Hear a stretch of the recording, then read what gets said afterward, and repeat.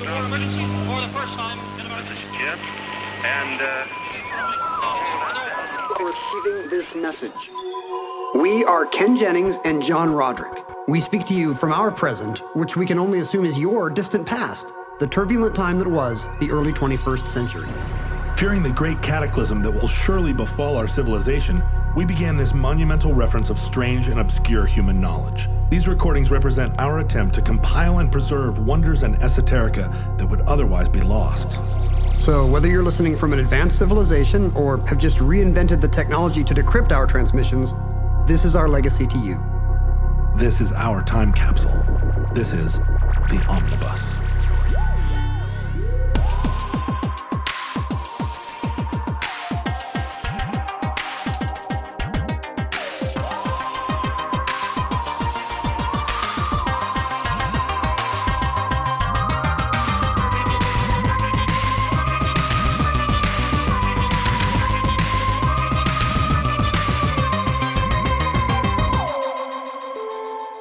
You have accessed entry 478.AC0754, certificate number 32596.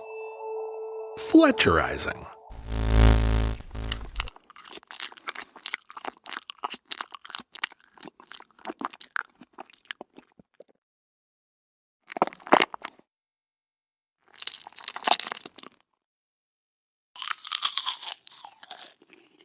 How good would you say your table manners are, John? Scale of 1 to 10. Oh, okay. I answer every question as an essay question. I never do like a scale of 1 to 10. Nope, 1 to 10. And then I'm going to talk about Fletcherizing for an hour. 1 to 10, table manners. Do you consider European knife and fork etiquette to be a valid option? Yes, I actually, as a left-handed person, I've used European knife and fork etiquette my whole life. And, left-handed people are good at it because it's natural. It's natural. The other way seems crazy when I watch people doing it. Well, it is crazy, but that's how I was raised. But I switched over to, I'm a half and half. I'm like somebody that writes cursive but prints 1/3 of the time. I'm a half and half, so I can't give myself higher than a 7. That's, I don't know. I don't think anyone, if you were switching up fork and knife technique, I don't know if anyone would. That would not raise any eyebrows. I think it would. You think at a state dinner, people would? I think to cut with your right and then put your knife down, switch over and use your fork with your right. If you then switch sometimes and are using your fork. Well, if you elbow the lady next to you fork with your left and her lorgnette falls into her cleavage, putting your meat into your mouth with an upside down fork half the time, I think you have to be. I think consistency is the. Nobody's watching you that much. Maybe at a first date. But we're talking about etiquette here. It's not a question of if people are watching you. It's a question of etiquette only exists if noticed. Well, and also it's like Schrodinger's fork. God is watching you. Do you think that's how table manners are determined? At the pearly gates. I'm sorry, John. You had your elbows on the table. I noticed. That's the other thing. Like casual, so much of my dining now is casual dining, in-home dining, 100% in-home dining.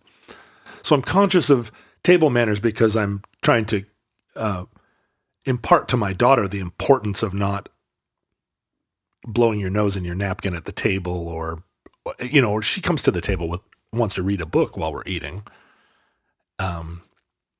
And, we must uphold some standards in this coronavirus time. You can't just let everything go to hell. Yeah, table manners are really taking a hit in our house during the pandemic. Like you can't you can't have headphones on, but at home, I put an elbow on the table. Sure. How can you not? But if I were at a state dinner, I would know what to do. Let's call it that. But I can't give myself more than It's also not that hard. People are intimidated by an array of forks, but you just go outside in, right? Outside in, yeah. Really, the fork and knife thing reveals how much of table manners is a stupid social construct anyway. Don't lick your knife. Certainly don't lick your knife. Would you do that at a state dinner? I guess it depends on who the president is. Don't wipe your knife on your pants. Okay, so there's stuff like that, which is certainly kind of viscerally gross. You'd think independent of culture. Right. But then on the other hand, think about Asian cultures where it's unremarkable or even polite to really smack your lips, slurp the ramen because that gets the hot broth in faster and fresher. It's utilitarian, but I find slurping makes food taste better. Oh, sure. Or eating with your, chewing with your mouth open makes food taste better. You got to aerate it. So a lot of our restrictions are actually just social mores that go against the pleasures of eating. They're just all made up. In France, you're not supposed to cut your salad with a knife. And I think it dates back to a time when it wasn't good for the knife to get salad oils and acids on it. Interesting. But today we've invented stainless steel, and the French should do whatever they want. Although I don't know why you'd cut a salad with a knife. I cut a salad with a knife. A tomato, maybe. Where do you stand on sticking your chopsticks standing up in the rice? Oh, see, it would not even occur to me. I would have to be told by my host, Ken, that is a great affront to the Emperor of Japan, and we must behead you. If you're eating pho, do you leave your chopsticks in the bowl, or do you take them out and set them across the top of the bowl while you use the spoon? I'm not even sure what the right answer here is. I feel like if I have one of those things, I will actually set them down beside the plate on one of those little rock things. Right. But I don't know what's the polite way to eat pho. Oh man, don't get me started. Are you supposed to leave the chopsticks in the noodles? I have no idea. Oh, okay. But I know there is. I know there are rules about all that stuff. I just don't know. But think of all the pleasure you give to the Southeast Asian restaurateurs watching a white person do it wrong. Yeah. Like, you know what I love more than anything else? Watching a white person ask for chopsticks at a Thai restaurant. Yeah, I know. It's such a good time because they think they're such goodwill ambassadors. But that's one of these because we started eating Thai food in the early 90s, we think we're some kind of Thai food experts, and we're like, a fork for me, good sir. Right. And they're just like, whatever, guy. I was eating pad Thai in college in the mid-1990s. Did you know that in Thailand they don't use chopsticks? But tell me this: do you eat pizza with a knife and fork? No. I'm not. I mean, Chicago style, maybe. I'll eat deep dish pizza with a knife and fork. You mean the best pizza? Something that's arguably pizza. Chicago pizza, in quotes. I use a knife and fork to eat pizza. To eat all pizzas? Yes, and it drives people crazy. I have one question. Are you Donald Trump? Does he use a knife and fork to eat pizza? Yes, he does. No. Yes. Oh, that's terrible. Do you like a good well-done steak? No. He's besmirching the good name of all of us knife and fork pizza eaters. Is it because you find pizza is a floppy food? It is floppy. You would not eat a piece of pie although I love eating a piece of pie with my hands after Thanksgiving. Sure, I will too. If it's pumpkin pie. But why do you feel look, if knife and fork is the way to go? If I go into a place called Gino's, for instance, in New York City, any one of the 600 places called Gino's in New York, and get a slice, I'm going to fold it in half and walk down the street eating it like a piece of pizza. But if I get a pizza at home and I take a hot slice out and put it on a plate to eat, I'm going to cut it with at least a fork. What's the downside of just picking? Is it the cheese, the strings of cheese? I don't like there's so many things. You take a bite and the whole top, all the toppings, including the cheese, all come sliding off in that first bite and then flop in your lap. I hate that. Dylan, we got some pizza from a Greek place last week, and Dylan was so mad when that happened. He was like, they put the pepperoni under some cheese and over some other cheese, and now it's all coming off like a blanket. Yeah, it's like an avalanche. Dylan now hates the Greek people. But I think it's all dates back to the first time I burned the roof of my mouth on a hot piece of pizza, and I was like, never again. And so you cut a piece, and then you can blow on it and eat it like a normal This is another food. case where that is the logical way to do it, and it's still not common because, again, table manners are just a huge arbitrary. Right. It's a live issue in our house right now, a lot of table manners things, because, we mentioned the slurp friendly cultures of East Asia. I think maybe in some places even, a burp, a belch after dinner is polite. It shows satiety and pleasure. But my daughter is self-diagnosed misophonic. How do you say that word? Misophonic? Misophonic? What is Miskatonic? What is being a misophonic? She hates the telephone. No, it means she. Me too. It means she is triggered by certain kinds of noises. Misophonia is not. So it's an ASMR. It's the opposite of ASMR. It's RMSA. She is, and I was reading up on misophonia, which is not in the DSM yet, but there is kind of a cluster of symptoms, and it appears to have a very deep psychological or even emotional basis in that people will often target the specific chewing noise of a specific loved one. Like they don't mind repetitive noises or even eating noises in daily life, but they can't stand the way their mom chews or something. So there's something going on. Being super annoyed by somebody. Yes. And it takes the form of every sound you make. It's a manifestation of that. And we've all been annoyed by our parents. Yeah. That's a American rite of passage. But once you notice that someone, like I have a friend who sniffs.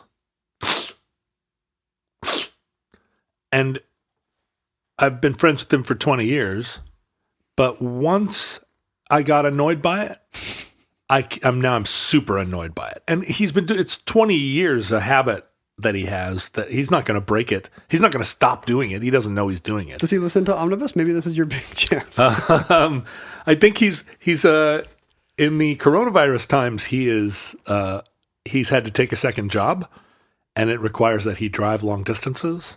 And so he's listening to Omnibus now. But by the time he gets to this episode, I don't know. Anyway, Mike, stop it. It's bad for you or something. It's bad for me. I don't think it's bad. It's aerating. It's more pleasurable. It's like slurping your ramen. It's a nervous tick. Let Mike enjoy his tendies. Do I have any nervous ticks? Can you think of a tick that I have besides intentionally mispronouncing words? I mean, I have a lot of verbal ticks. Where I say, I have all kinds of stock phrases that I use. I can see my verbal tics when anybody ever puts down the only time I can tell if an extract of Omnibus is me is if I think the word sort of, like I know that's me. Well, you and I have done that a lot where you'll write a draft of an email to send on our behalf, and I'll go in and take out all the mitigating language, all the like sort ofs and maybes and and then I'll send it back to you and you'll put them all back in. But in spoken English, it's just more of it's a time killer. It's a kind of a thing. A little bounce. But neither of us have any particular tics, I don't think. I had a college roommate who had a tic that verged on neurological, where he would kind of tug at his collar like Rodney Dangerfield and kind of twist his chin in a kind of borderline spasmodic way. And it increased the longer I knew him. And I kind of wonder, what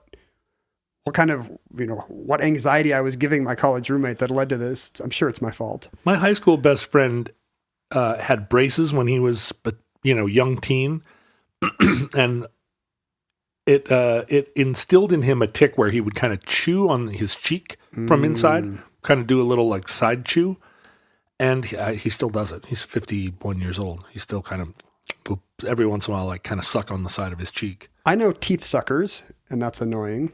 A little at dinner. Anyway, Caitlin just cannot stand Dylan chewing with his mouth open. Oh, it's her brother that drives her crazy. Yes. And honestly, both the kids now in the pandemic are both just eating straight from the serving dish. Last night, Caitlin was just eating fried rice out of the serving dish. And I was like, Caitlin, just put it on your plate. And she said, this is the vegetarian fried rice. I'm the only one eating it.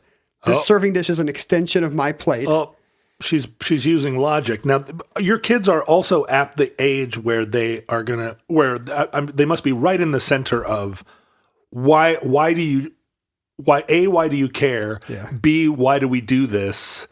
I'm a young person and we're going to overturn the tyranny of your don't eat out of the serving dish. But there's also the tension of liking to feel adult and knowing that, knowing that you want to act in publicly acceptable ways now. Oh. That's my son more than my daughter, because he's a little older. But he wants to know the rules. Yeah. He likes to think of himself as having some kind of polish. Uh-huh. He won a church etiquette night once, like just kind of a table manner, which fork do you use? And we just laughed for weeks. Like a hot dog eating contest, except the opposite? Yeah, exactly. It was like, you got to have your pinky. He got extra points for having his pinky up when he took a drink of whatever. How many kids participated in this contest? Was it a big picnic table full of young Mormon kids all in short sleeve button down shirts. I'm imagining a dozen or a couple dozen kids. Wow. It was I believe it was a team competition. Listen, you are dispelling the image of Mormonism as being super square. Yeah, like we're teaching we're doing the coolest stuff, teaching table manners. So both of our kids are eating out of the team table manners. That's where the real Olympic gold is.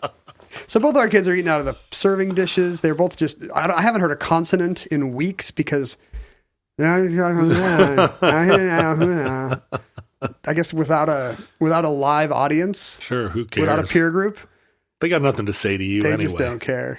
You'd think that 6 weeks would not be enough to just turn a generation's minds to mush, but maybe we have done it. Anyway, so I think a lot about chewing now because my kids are yelling at each other about chewing all the time. Masticating, we say. Oh, I would not say that in my house.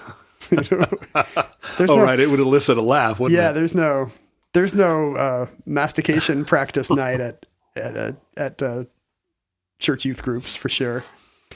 But no one cared about chewing more than the titular figure of this omnibus entry, Horace Fletcher, who, a Victorian era American. That was kind of the golden age of people being named Horace. Well, also Fletcher is a great American pioneer, or not pioneer. That's a Yankee name from the storybooks. Do you know what a Fletcher is? It's an occupation like a a cooper or carpenter. A Fletcher. No.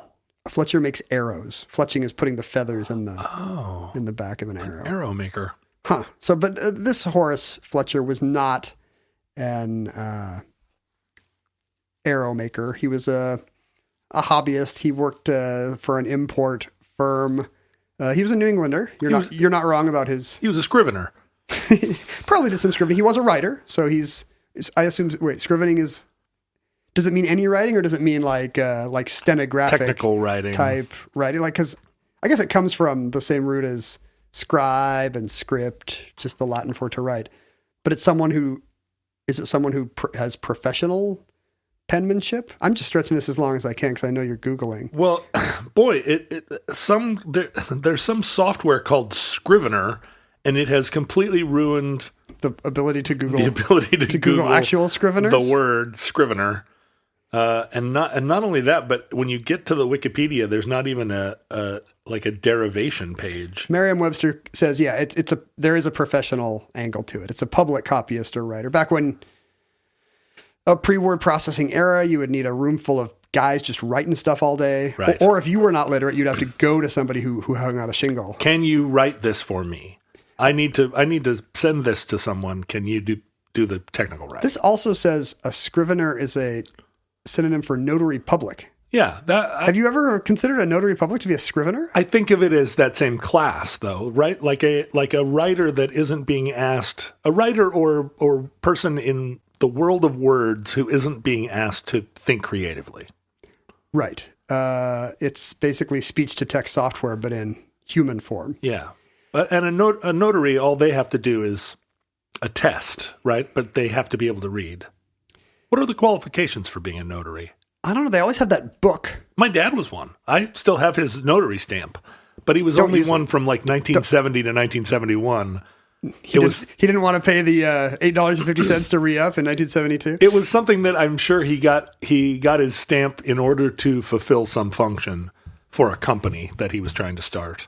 And then it wasn't like, I think you hang out that shingle and it's a source of income, right? People need something notarized, and so they have to find you. I've never had to find someone. Maybe at some point in an escrow process, somebody found me one. But usually I could just go to a bank or credit union, and somebody there will be able to witness the thing. Yeah.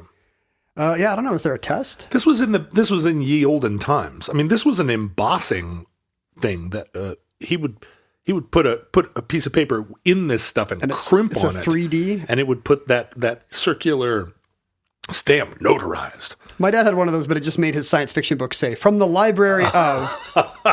Your dad. I think today it must have been. I think today it's a stamp. They don't have the embossing thing anymore, do they? I think if you're willing to pay the big money to have an embosser made, I bet you they'll still make it. I think we need to do a omnibus on Notaries Public. Oh, I think we should. Is this an episode of I Love Notaries Public? Let's do it. Okay. Well, I'm not going to switch now. I'll do that 2 weeks from now. In the year 1889, Horace Fletcher is 40 years old, and he's in a bad way. His health is not great. He weighs 217 pounds, he later writes. Boy, if I weighed 217 pounds, it'd be a banner day. But he's 5'6". Oh, I see. So he's a roly-poly gentleman. I'm looking at a picture of him in later, thinner, healthier times, but he's still kind of a mournful, sad-eyed, serious New England schoolmaster-looking type. A slightly less gaunt, like maybe a version of Woodrow Wilson who's just absconded with some company money. Yep. He looks like embezzling Woodrow Wilson, is what I'm saying. I see. Pretty good band name. You know, that's actually the name of my second-class mage. So his hair is prematurely turned white. He's got indigestion all the time. He says he gets influenza twice a year. He never has a get up and go. You know, people back then are always worried about their vim and vitality. He doesn't have pep, I know. Look, I'm in my 40s. I don't have any pep. Wow, he looks like Woodrow Wilson, except like an embezzler. Well, you understand what I'm saying? Yeah, I love his like Colonel Sanders suit. And this is the picture. If you're looking at a similar picture to mine, this is Colonel Sanders suit because he's living in Louisiana. At this point, he's at one point he's managing the New Orleans Opera House. I don't know what kind of scrivening background has prepared him to manage a small market opera house. He's got a matching Homburg, and this seems to have a Nehru collar. Oh, that's early for that. I really like, and white shoes and a cane. He becomes a dandy. But you have to imagine him at a slightly earlier career phase in his career when he is falling apart. And a lot of people fell apart at 40 back then, anyway. Yeah, a lot of people do in our era. Looking at these photographs, he looks 1,000 years old, but I bet you he's 38. But he's so dour. He's like really sad looking in all these pictures. Maybe that's well, you know that we've talked about this before, that people didn't smile much for photos just because it took 20 seconds to do the exposure. Hey, Ken, it takes a lot fewer muscles to smile than it does to frown. And he was not a fitness nut. That's why he's 80 pounds overweight. I see. Because he's not exercising those smile muscles. Yes. He has a dream of going to Japan. He has, in fact, already sent all his housewares to Japan. He's a very early... Is that the first thing you do? It can't be the first thing. I have a dream. Because how are you going to open your soup until the visa comes? Apparently, he's well along I'm saying he's so far along in the process, he has sent housewares to Japan. I see. He knows not to stick his chopsticks into the rice. He's an early... What do we call white people who are just obsessed with it? Their life is going badly and they think Japan will solve it? A Japanophile? Yeah. Or a weeaboo? Weeaboo, yeah. Otakus or something. Yeah. I don't know what those words mean. But it's a common thing now. People on the internet just praising everything about the Japanese mean and culture and physiognomy. And boy, they wouldn't laugh at me there. Yeah, that all comes from manga culture. Yes. And they all own samurai swords they got at the mall. Yeah, right. Like they have the little seppuku sword over their fireplace. I don't know if Horace owned a sword, but he's gone to the... Did he have a waifu pillow? He did not have a waifu, so maybe. He has sent his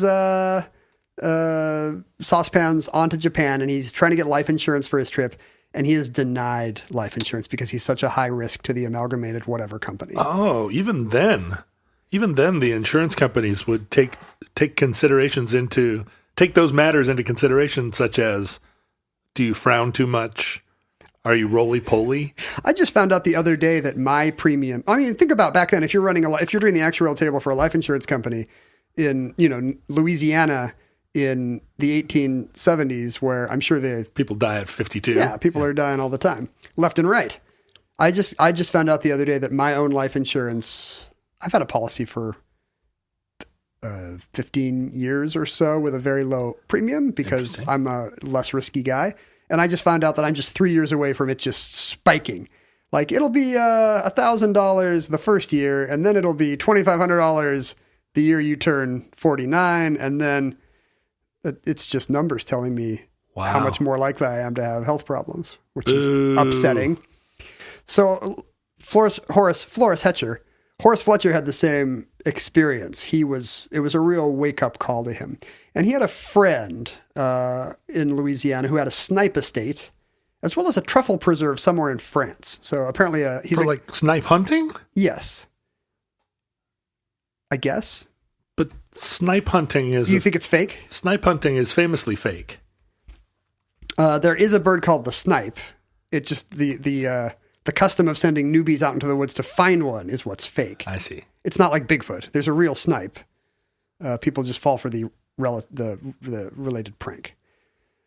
Or maybe his friend is lying to him. But this friend is an Epicurean philosopher. Epicurus remembered today for his denial of hedonism. Pleasure is, to an Epicurean, we use the word a little oddly because Epicureans do believe in pleasure as a high good, but just it must be a restrained kind of pleasure. Mental pleasure is what's important. The pleasures of the flesh are a little unseemly. But Epicurean has become synonymous with gourmet in like common parlance. I guess that's true. Although Fletcher would have seen a distinction. He in fact named a book.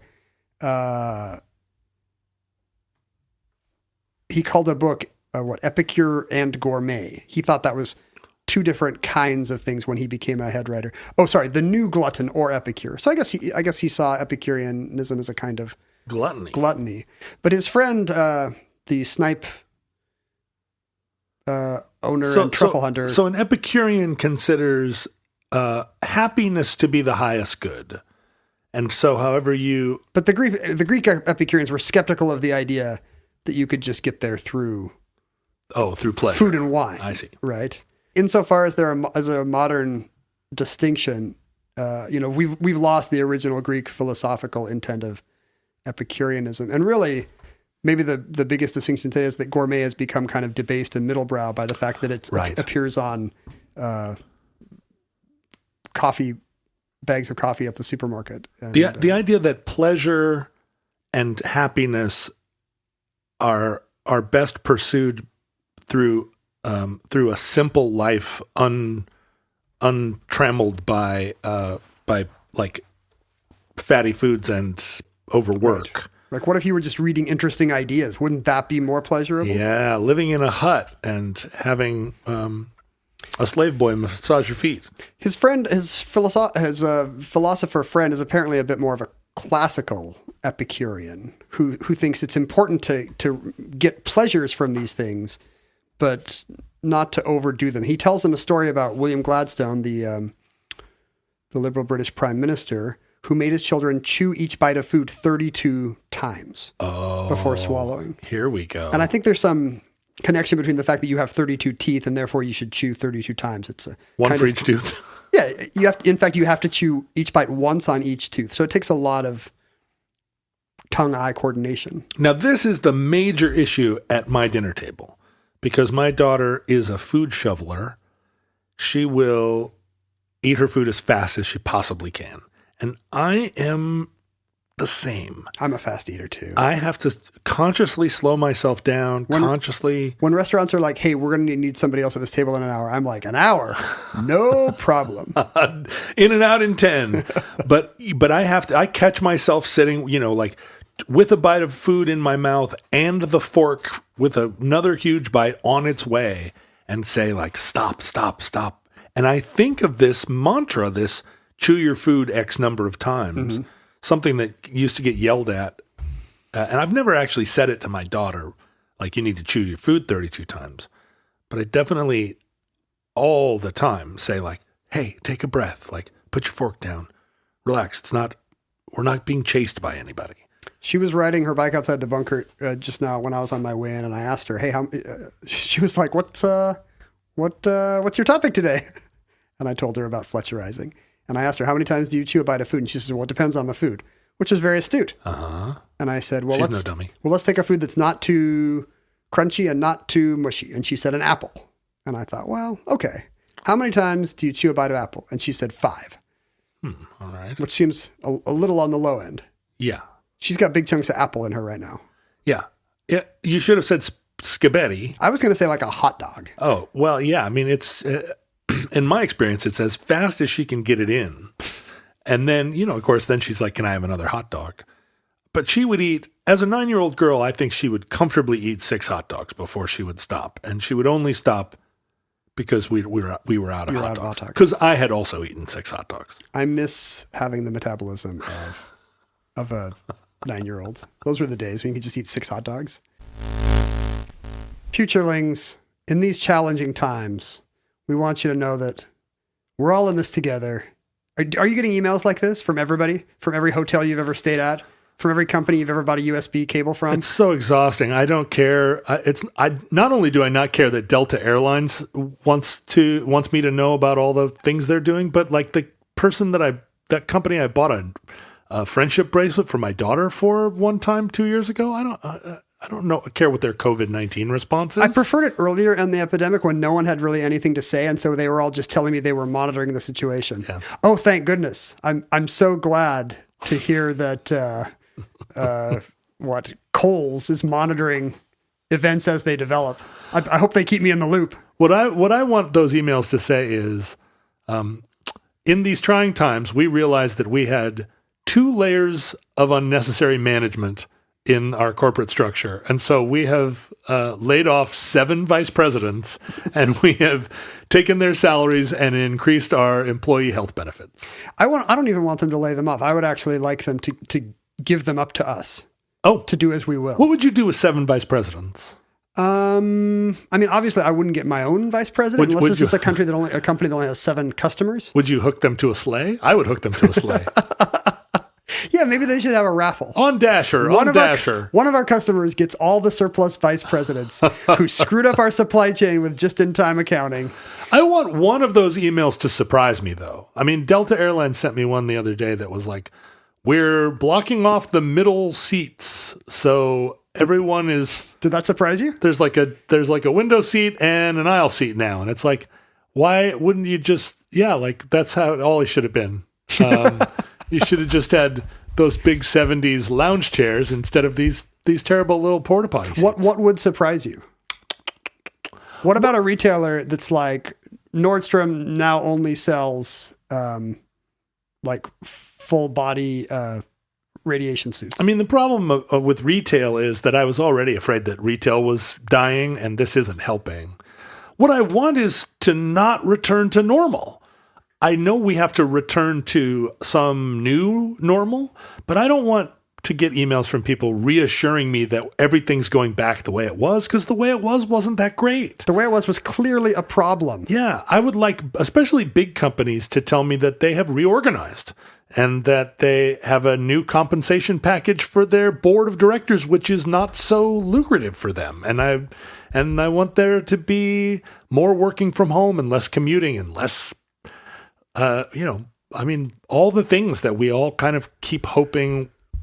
Well, we're speaking to our community, John. Well, what outlandish promises would you like to make them about on our behalf? Yeah, about the omnibus in this new world. We, as creators of Omnibus, in these trying times, in this economy, we want you to know that we sympathize with you, and that we're doing everything we can to continue to make our quality programming without really changing anything about our corporate structure. We don't have any vice presidents to fire, is the problem. We were already lean and mean. Ken and I are going to continue to have generous compensation packages for both of our employees. As we continue to downsize our 2 employees, the 2 of us.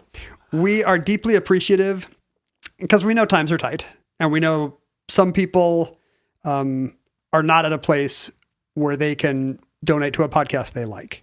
And guess what? For you, the podcast is free, as it always was. We with our compliments. Like the New York Times, during the coronavirus, we are letting you listen to our podcast for free. But unlike the New York Times. Except all of our coverage is now free. You can do the omnibus spelling bee and the crossword and the Sudoku every day for free. For those of you who have the good fortune to still be gainfully employed in a tricky economy, we know many of you do support the show, and we thank you for that. Anybody who would like to contribute to the ongoing health of the omnibus, can do so at patreon.com/omnibusproject. We are here for the duration. And we would like to, again, reassure you, this is not the apocalypse. That should be self-evident by now. What it is just a colossal mismanagement and bungle job.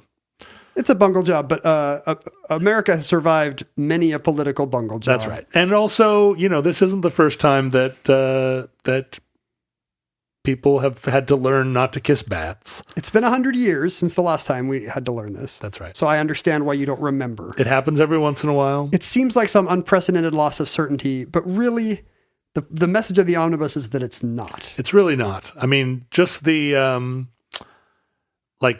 presidential campaigns of 1972 should be all the evidence you need that these are not the worst of times.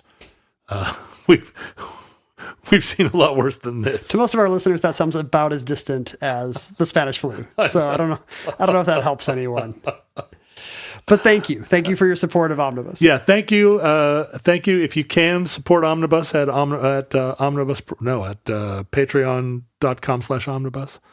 And also, do not vote for George Wallace in the upcoming election. Thank you. So this fact about Gladstone, his friendship with this Epicurean who's very into the pleasure of the senses, really makes Fletcher rethink his relationship with food. And the more he thinks about it, he realizes that his premises are man must have power, or I should say premises, to annoy that person who gets mad when I say processes. Sure, his premises. His premises are the following. Man must have power over some part of the digestive process by divine design, let's say. Okay. Number 2, you don't really have much control over anything that happens below the esophagus. The bowels are a big mystery. It's like eat food, ? Profit.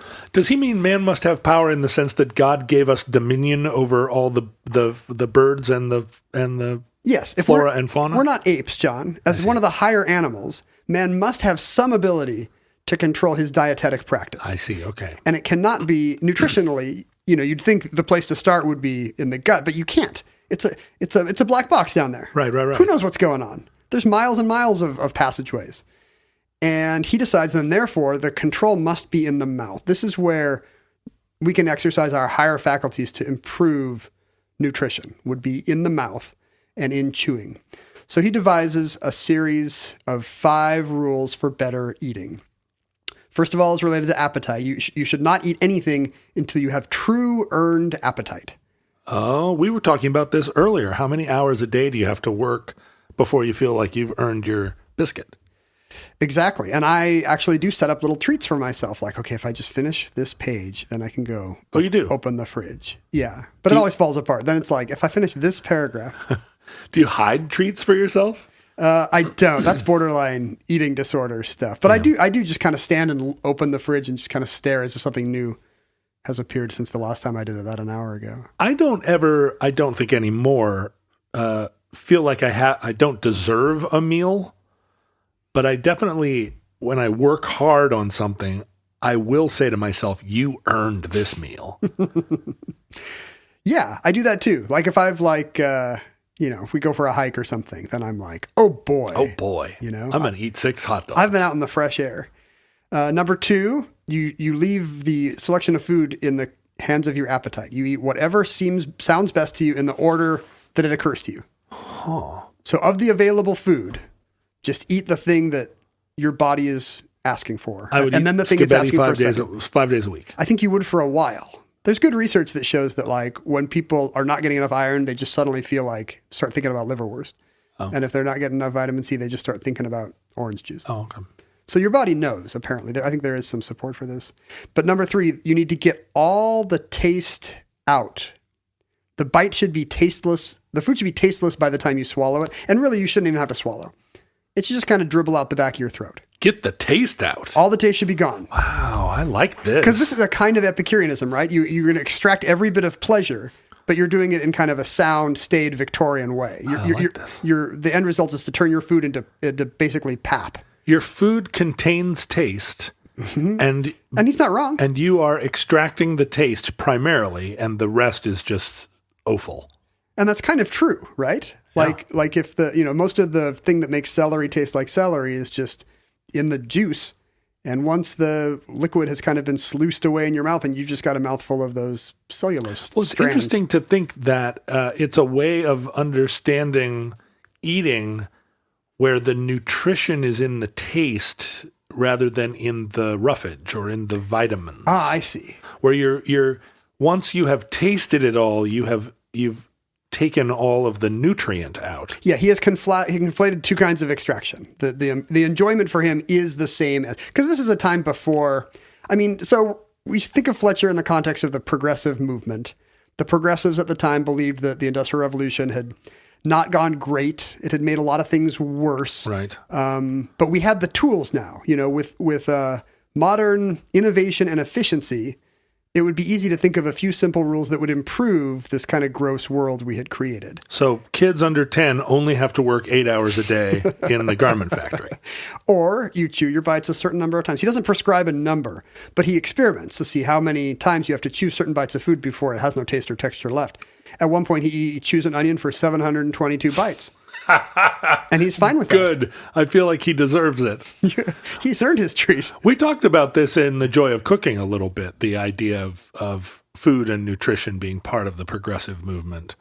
And it does seem like it's a collision of science and industrial process. It's science by people who don't have a lot of It's science by people who don't have a lot of training in the sciences. Uh-huh. So as a result, they're like, nutrition. That seems like something, like the food I eat. That's something I can bring common sense to bear on, because they're not actually going to invent a new, electrochemical process. Right. So his fourth rule is just to concentrate on the enjoyment. You should be 100% mindful about your food. By the way, a lot of these are going to sound like common sense food rules that you hear today in nutrition. Yeah. He's not wrong about all this. And number 5, you eat as long as your appetite approves. So as long as your appetite so moves. Huh. But if you're chewing an onion 722 times.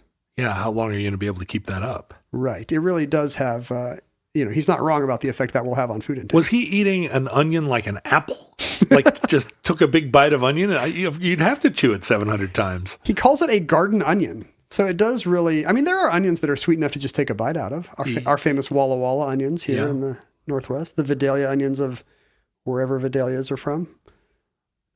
Michigan? I don't know where Vidalia is. I don't either. People are getting mad right now. People are listening. Someone from Vidalia, Michigan. Georgia. Vidalia, Georgia. Okay. The sweet Georgia onion. That famous expression. I think he calls it a garden onion, so I'm just imagining... Just a big old white onion. It's also a shallot, he says. Or a yellow onion. Wait a minute. Apparently garden onion is his name for a shallot. Yeah, okay. Eating a shallot, chewing a shallot 700 times and chewing an onion 700 times are different occupations. It would be a little bit less, caustic. Yeah. So he decides to put these 5 rules into practice in his life by chewing more, essentially.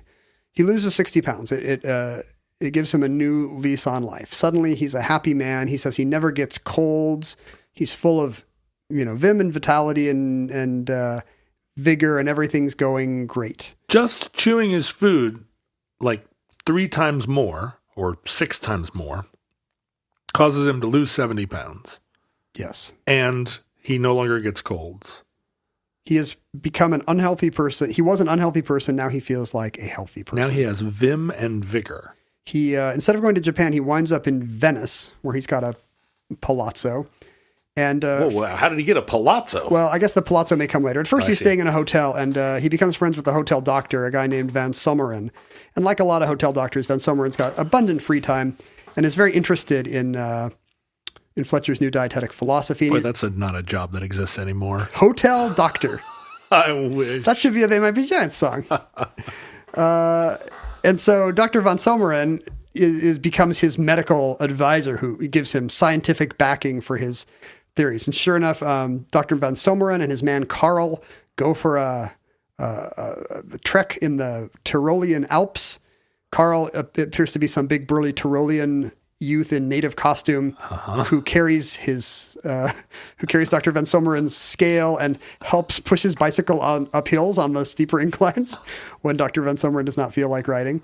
And Carl and Dr. Van Sommeren both do a Fletcherist exercise on the trip with their slow chewing and appetite-based eating. And they both, they weigh themselves at the end of every day, and they weigh their poop as well. Oh, of course. Like many of these guys, Fletcher is fascinated by the body's excreta. Yes. He writes extensively about what he calls, maybe in the delicate Victorian language that would have occurred to him, digestion ash. Oh, that's lovely. Digestion ash. Because we didn't understand calories yet. Right. So we thought of the body as kind of a machine, but we weren't wrong. We thought of the body as a machine kind of magically processing taste and energy out of food. As fuel. Yes, exactly. Yeah, right. And so what's left at the bottom of a furnace? Ash. What's left at the bottom of your toilet? Digestion ash. And he claims in his books that following his principles will make your digestion ash so economical that you can produce 1/10 of your current volume, which he considers to be a desideratum worth striving for. Interesting. Do you feel like you could cut your trips to the bathroom by an order of magnitude by chewing more? So I went through a period where I was adjacent to some raw food people, and they had all these miraculous reports of how their food ash, how their digestion ash had changed and was extraordinary. But it seems the opposite of the idea of eating a lot of roughage. Yes. Right? Like, and doctors at the time told him this. That, doctors at the time would be like, you need to have a bowel movement daily.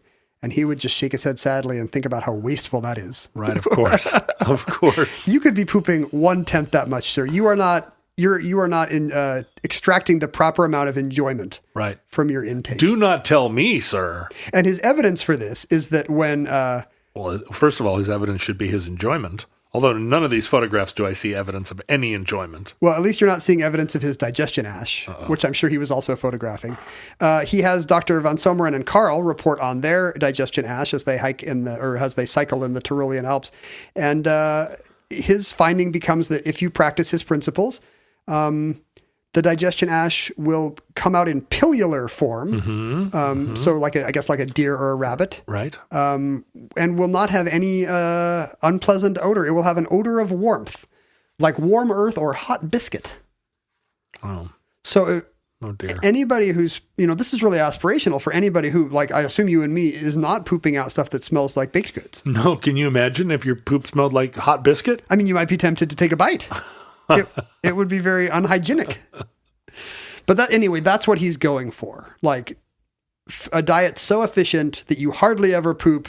And when you do, it's a nice little baked cake. Right. The idea being that he has not only extracted the taste, but all the nutrition, and the nutrition and any bit of food is less volume. Right. People who are not chewing enough are just pooping out food enjoyment and nutrition they could have had. That's what's in your poop, is enjoyment that you missed out on and nutrition that you missed out on. Think how sad it would be.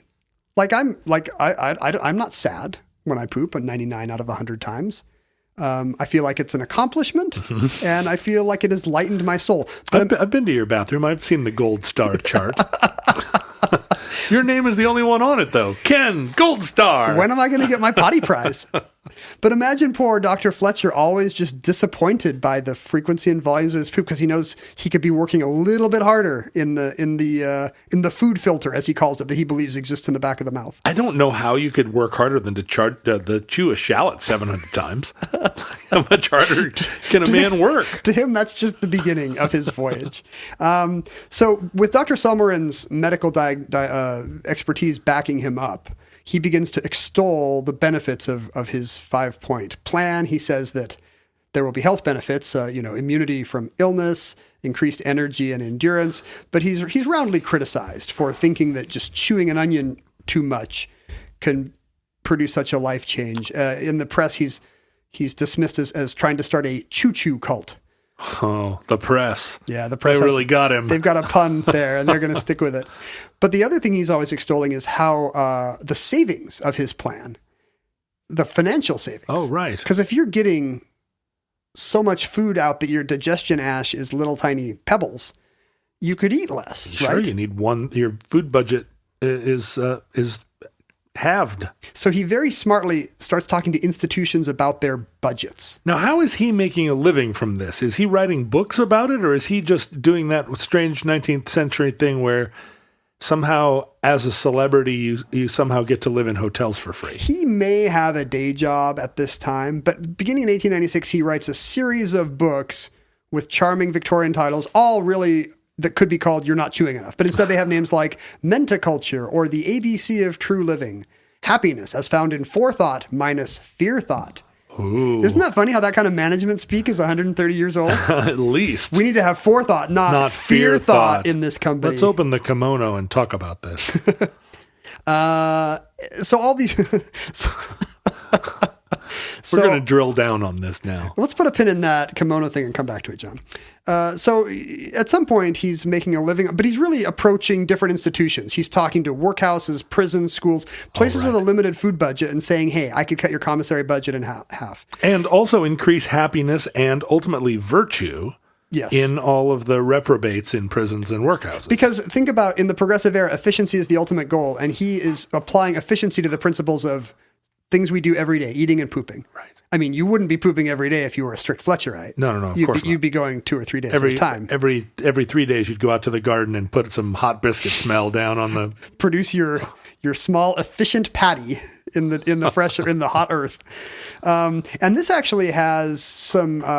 he starts to see the fruits of his labors because it's also an age of corporate efficiency. And, if you tell a military camp, or if you tell a Nashville-era missionary college that they can cut their dorm cafeteria expenses by 1/2, they will certainly try it. And these places do, and they start giving him testimonials for his further books. And his biggest success is with a guy named Russell Chittenden at Yale, who becomes very interested in the science behind Fletcherism and Fletcherizing your food. And he does 2 things that are interesting. One, he has Fletcher, now 58 years old, face off in a test of strength and athletics against the Yale sports teams, young strapping Eli's in their 20s, doing knee bends and bench presses and whatnot. He sets them against one another in a contest of strength and stamina? Yes. He's kind of like it's kind of a Marvel Comics Contest of Champions vibe, I think. And he is surprised to find that Fletcher, now at 58 years old, can hold his own against the Yale football team. In Chittenden's account, Fletcher can lift a 300-pound, he can leg press a 300-pound weight 350 times. I have my doubts. Well, that's because you haven't been chewing an onion 770 times. It's given him superpowers. Wow. Chittenden also introduces Fletcherism to a colleague named Herbert Hoover, who in the years to come will head the U.S. Food Administration, trying to feed our doughboys on the battlefield in World War I, and later the recovery effort in post-war Europe, all of which he will do according to the efficiency principles of Fletcherism. And then celebrities start to discover it. In 1904, there's an article in The Lancet in which America's doctors endorse Fletcherism. Really? So the doctors have come around, although they kind of roundly criticized it at first, it sounded like. It's easy to make fun of a choo-choo cult. But, a lot of the science behind it is pretty solid, and it seems very attractive in an age of efficiency and... You should chew your food. That's just unconscious knowledge, but you should also, poop. His ideas accord with a lot of the efficiency-based thinking of the time. And so a lot of the biggest names of the era visit Fletcher at his Venetian palazzo and become acolytes of Fletcherism. Henry James, who I guess he's had a lifetime of problems with eating disorders. So maybe he's not the healthiest guy to start chewing his food 100 times, but he becomes a fan. Sir Arthur Conan Doyle, who never saw a weird turn of the century fad he didn't like. Franz Kafka starts chewing his food so long that his dad has to start eating behind a newspaper because he's sick of seeing his son chew each bite 100 times. Well, if Kafka did it, it's got to be healthy, right? Healthy for the body and mind. Yeah, I'm sure his dad thought it was Kafkaesque having to watch that go on for hours at a time. Now let me ask you this: it seems like in the short term you could make a case for almost anything in the short term, but in the long term, did not people start to suffer maladies as a result of some of this practice? What kind of maladies do you think would result? I don't know. Trying to reduce your digestion ash. Oh, I see. If you're withholding digestion ash from the potty chair, it's not good for your bowels. Well, and also if your only idea of nutrition is that your body will tell you what it wants to eat, I believe that even though studies may show that if you start to feel scurvious, you'll desire an orange. My body would really just want a chocolate chip cookie 6 times a day. That's the thing. I could eat chocolate mousse day in and day out for a long time before my body craved an orange. And you don't have to chew it. You don't even have to Fletcherize mousse. That's right. It's pre-Fletcherized. Just suck it down. It's already body ash. Nobody has any objections, seemingly. And in 1913, Fletcher gets his real coup. He estimates at this point he has spent $100,000 of his own money. And keep in mind, those are $1913. That's a 7-figure amount today. Good money. Successful scrivener. On promoting Fletcherism. So apparently the books are selling at this point. And he's invested the money back into promoting Fletcherizing, getting scientific backing for it. And he finally gets the endorsement he's been after. In a New York newspaper interview, no less than John D. Rockefeller announces his faith in dietetic righteousness and general efficiency. And he gives Fletcherism a 33-word endorsement that begins, "Don't gobble your food. Fletcherize or chew very slowly while you eat." So he gets a sponsored tweet from John D. Rockefeller. There's no higher accolade. There really isn't. He says, now he can immediately say, if this is good enough for America's richest man. Sure. And, we're not too different now. If anytime Elon Musk does something stupid, you'll immediately find a million tech bros on the internet defending him with cult-like fervor. Why can't we just clean the virus by drinking cleaner or maybe injecting it or shining light on it? Something to try. Something to try anyway. I mean, we're gonna research it. Hard to see what the downside would be. Sure. So when you have so exactly, it's a similar case where you have a titan of industry, idol of millions, and suddenly, Fletcherism is just incontrovertible truth. Because if you Fletcherize, you might be an oil magnate robber baron. You might become a billionaire. It's hard to say. So Fletcherism becomes mainstream American practice. It is no longer just a choo-choo cult. And, it fades fairly quickly. Although I think my parents were raised with some ideas that you don't chew enough and that wolfing down your food is somehow bad. And people still wagged their finger at us and told us to chew our food more. Didn't you get that growing up? I certainly did. I absolutely did. And I think it was more like, but I think then it was more like, you're not chewing it enough. It's bad for your digestion to have big chunks of pot roast. Yeah. Make sure you give it pot roast puree. Otherwise, you're going to have a sore tummy. I mean, we understood more about how the body function works and how chewing works. Now that we know more about science, the verdict on Fletcherism is a little bit iffy. I mean, we know, for example, that he was right about digestion beginning in the mouth. There's an enzyme called amylase in saliva that starts to break down starches as soon as you put that chocolate mousse in your mouth, John. The starches are getting broken down. Mm-hmm. But the fact is, amylase is not produced in the mouth. It's produced in the pancreas. And if you don't get enough of that enzyme in your food in your mouth, you'll get plenty of it in the stomach and intestines. I see. It's not an issue. But he was not wrong that you can extract more caloric content from food by chewing longer. In 1980, a study was done in which one group was given a delicious can of peanuts to eat, and it was not the kind where they open it and the snake comes out. They were real peanuts. And did they at least give him the snake one first? I hope so. And then the peanuts? That's what I would do.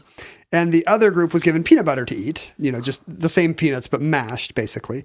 And they found that the peanut butter people only excreted 7% of the fat content of the peanuts in their digestion ash, whereas the peanut people excreted a full 18%. Oh, right, because there's all that peanut that's just going straight through. Going straight through. So like you could have extracted more metabolic energy from your peanuts had you just pureed them more in your mouth. In 2011, a revisionist study of Fletcherism was done in which they instructed people to chew for longer. And it was a small group, but they did find that people tended to eat less and healthier when they were chewing more. And really, I think that has to do with the fact that, I mean, have you noticed this, that you don't feel full as soon as you eat, but you feel full, about half an hour later or something? That's a bit of conventional wisdom you hear all the time, that if you eat more slowly, you'll start to feel full before you're done. And that's the thing that happens, I think. I think that's the ultimate value of Fletcherism, is you're eating slowly enough because you're chewing that damn onion, the shallot 720 times, that by the time you get to by the time your plate is clean, it's been an hour and your body is aware that you feel full. And so you're not overeating on a stomach you mistakenly think is empty. Now, it seems to me that the proof has to be in the pudding here. Literally. Did Fletcher live to be 105? No, sadly. Fletcher died of bronchitis when he was 69. Oh. Nice. Maybe he was just picking a funny number. Hard to say. Bronchitis is no way to die. No, it's not, but it's probably related to other unhealthy habits of his. You know, if he was a Louisiana gentleman in the late 19th century, I assume he smoked. Smoked and ate rich food and probably drank, and so it's probably unrelated to his eating practices. So I don't know if we can hold him responsible for that. But has he inspired you? Do you think you would like to be a slower, more mindful eater now, even if you don't chew every bite 700 times? Well, it's nice because we often in Omnibus will relay the story of some sort of lay scientist, and I prefer the ones that are vindicated to the ones that are eventually debunked. And here's one where I was expecting. Why do you think that is? Why do you want the amateurs to be right? Well, I'm an American. I believe that the backyard inventor and in particular the backyard philosopher, the backyard bleach injector. Yeah, I well, maybe not the bleach injector, but I admire the lay person with a wide purview, someone who's trying to bring to bear their reading. Because it's flattering to us, people without advanced scientific degrees. It says that maybe we could have a big idea. Yeah, that's right. I feel like big ideas are accessible to someone who's laying in the backyard, daydreaming and blowing dandelions. And so when this man's insight ends up at least partially being pretty good food practice, you'd probably hear at a Weight Watchers meeting. Yeah, it makes me want to tonight at dinner tell my daughter to extract every bit of enjoyment from her food. Don't leave any taste left behind. I think you should change the name of your band to the Long Dinners. And that concludes Fletcherizing. Entry 478.AC0754.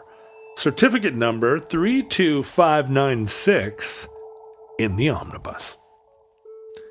Futurelings, in the unlikely event that in your era anyone, any being doesn't already know to chew your food into submission. How do you know they even have teeth?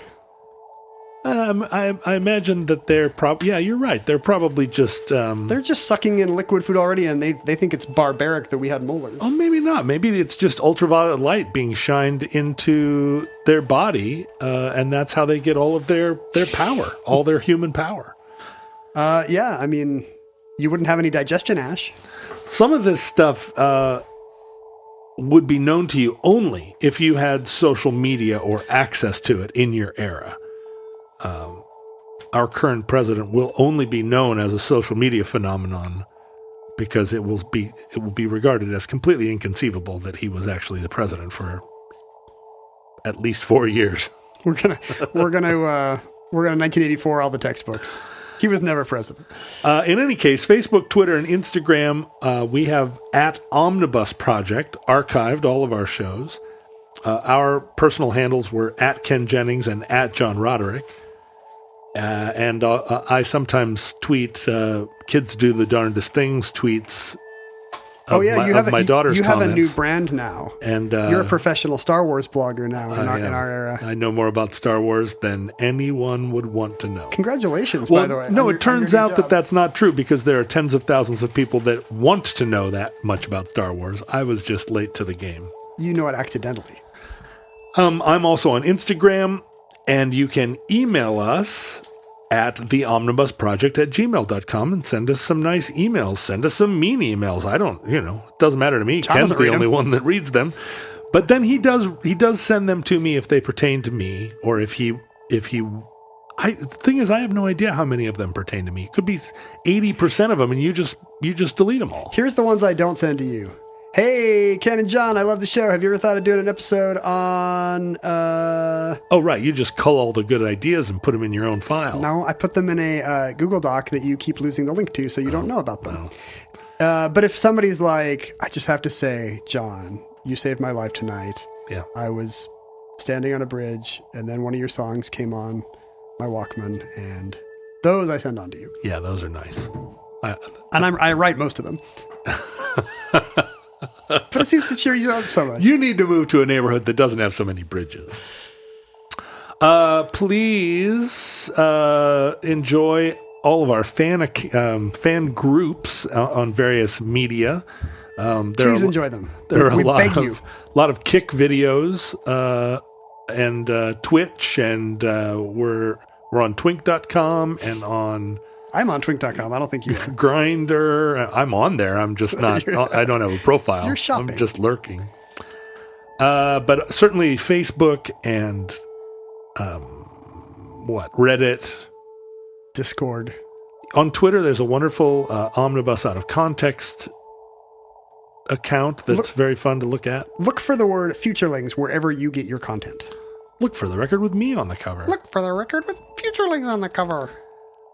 You can mail us things, and a lot of people are choosing to do that, and we are delighted. Ken showed up today to the bunker with a giant armload I had of an things. armload of giant boxes. I was like a comical 1940s housewife coming home from a shopping spree at Bloomingdale's. Yeah, that's right.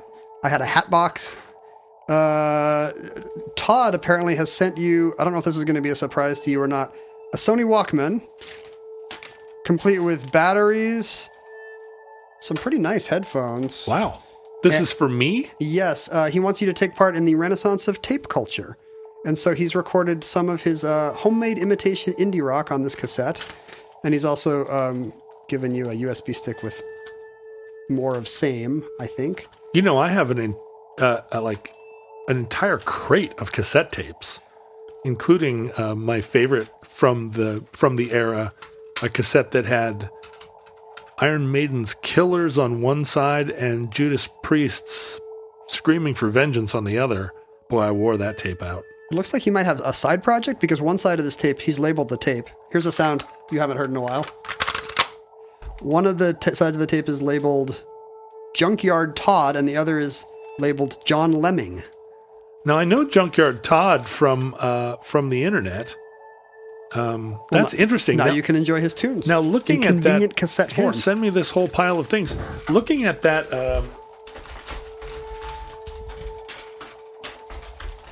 Walkman, I do not think of this as an early era Walkman. I think of this as a mid-period Walkman. I would agree, Maybe I'm mid to wrong. late. No, I think you're right. Right, but it's But I don't know how old Junkyard Todd is, and he may look at this and think, ha ha ha, what an archaic Walkman. It's like us looking at a Victrola. And I think of it as like, that's a pretty decent Walkman. Yeah, it's got mega bass. It does have mega bass, but it does not have a radio. That was always that's odd. My standard for like a top shelf Walkman was that it also had a radio. I never had a real Sony Walkman. I always had some off-brand Panasonic or something, but they always had radios, I think. Yeah, well, the first one I ever got had a radio, and I felt like that put it above the branded Sony Walkmans. It was a Yeah. Panasonic or a JVC or something. It had a radio, and I remember walking around like listening to the radio and feeling like, oh man, people now cannot possibly know what it was like the first time you walked around with headphones on, listening to a cassette tape that you were carrying on your belt. I was just reading about what reactions were early in the 20th century when people began to be able to listen to music by themselves. Yeah. Because before you had always heard music communally in a concert hall. And the invention of the gramophone meant that people could sit in a room and listen to music by themselves. And I guess people thought it was weird and masturbatory. Like, look at this nut job. He's sitting in his room listening to Scriabin, like... Sure, a social thing, but he's doing it by himself. But he's doing it alone. What a kook. Like, he's probably got bodies in the cellar. Nowadays, when I'm out for a walk in our socially distancing era, I find everyone has headphones on, and I'm absolutely the outlier. I'll see somebody like walking across the street, and I'll go, "Hi, beautiful day," and they do that. What I think is really rude. That like, huh? Hold on, I've got to squint and take it out. Yeah, pull my thing out. What? I'm sorry, and they don't even pull it out. They just kind of pull it slightly out. Like, did you have something to say to me? It's like, you know what? No, I didn't. Keep on. The implication is, no matter what you're saying, it can't be as good as this NPR I'm listening to. Yeah, right, or Bell and Sebastian, or whatever it is. I mean, each person completely siloed. And you're not wrong. I mean, the Bell and Sebastian song probably is better than what you were going to say, John. Wrong. What were you going to say? I was going to say, nice day, isn't it? That's some social compact I stuff. can't think of a Bell and Sebastian song that's worse than that. Anyway, send us your things to P.O. Box 55744, Shoreline, Washington, 98155. And if you enjoy the show, please support the show at patreon.com/omnibus project and take advantage of the access to bonus content in the form of an extra show we do where we read viewer mail, and also other fantastic bonus content, like we will send you signed copies of our show notes. And now we're considering maybe even sending out signed chick tracts. We certainly have a surplus of chick tracts here in the bunker, and we cannot figure out what we're going to do with them. So maybe we can sign them and send them to Patreon donors. That's patreon.com/omnibus project. Listeners, from our vantage point in your distant past, back when people still had teeth, we have no idea how long our civilization survived. We hope and pray that the catastrophe we fear may never come. But if the worst comes soon, and we all turn into digestion ash, this recording, like all our recordings, may be our final word. But our prayer is that Providence will allow us to be back with you soon for another entry in the Omnibus.